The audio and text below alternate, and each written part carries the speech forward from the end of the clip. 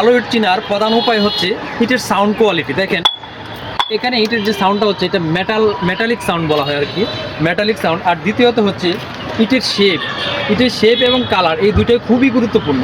কালারটা এবং গাঢ় রঙের হবে, আর ইটের শেপটা যেন একবারে ভালো থাকে, কোনো দিক দিয়ে যেন আপনার এই ধরনের যে কুকরা না হয়।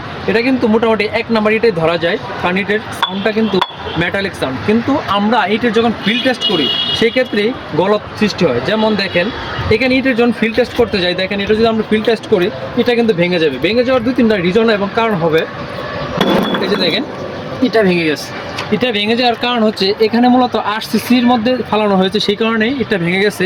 আর দ্বিতীয়ত ফিল্ড টেস্টে প্রায় সময় ইট ভেঙে যায়, কিন্তু ইট ভেঙে গেলেও এইটা দেখেন যে মোল্ডিংটা অত্যন্ত ভালো এবং খুবই শার্প।